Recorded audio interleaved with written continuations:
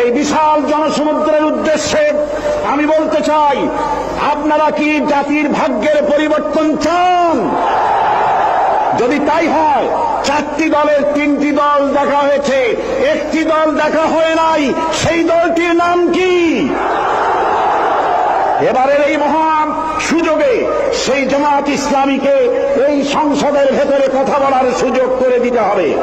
আল্লাহ রাব্বুল আলামিন তার কোরআনে কারীমের মধ্যে ইরশাদ করেছেন, ইন্নাল্লাহা লা ইউগাইয়িরু মা বিকওমিন হাত্তা ইউগাইয়িরু মা বিআনফুসিহিম।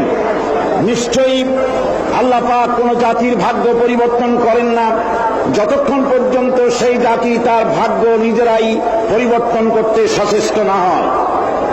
ভাগ্য পরিবর্তনের জন্য প্রয়োজন দেশের প্রচলিত আইনের পরিবর্তন, আর সে আইন হতে হবে আল্লাহ রাব্বুল আলামিনের আইন।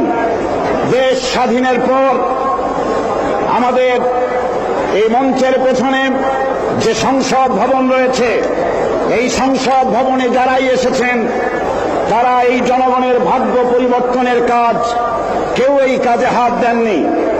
অবশ্য আমাদের দেশে আর কোন জিনিসের উৎপাদন কম আর বেশি হোক না হোক, রাজনৈতিক দলের উৎপাদন খুবই বেশি।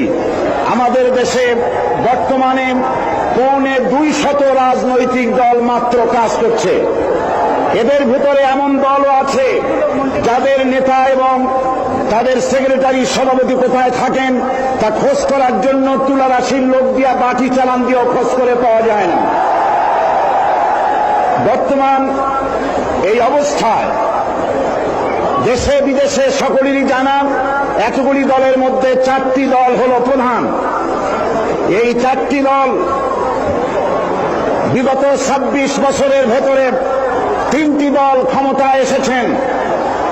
এই 3টি দল তারা ক্ষমতায় এসে জনগণের ভাগ্য পরিবর্তন করুক আর নাই করতে পারুক, নিজেদের ভাগ্য দক্ষ এবং সুনিপুণতার সাথে নিজেদের ভাগ্যের পরিবর্তন করেছেন। দুর্নীতিকে জাতীয়করণ করে বিদায় নিয়েছেন। আরেকটি দল টানা 5 বছর ক্ষমতায় থেকে নাস্তিক্যবাদ, কাদিয়ানীদের দৌরত্ব, মুরতাদ, ভাদানি, ইসলাম বিরোধী এনজিও এবং বিপুল সংখ্যক খুনি, চাঁদাবাজ, মাস্তান, হাইজাকার, সন্ত্রাসী উপহার দিয়ে চরম জিল্লাতির সাথে মাত্র কদিন আগে বিদায় হয়েছে। সুতরাং এই অবস্থায় জাতির ভাগ্যের পরিবর্তনের বড় রকম সুযোগ এখন জনগণের হাতের মুঠোয়।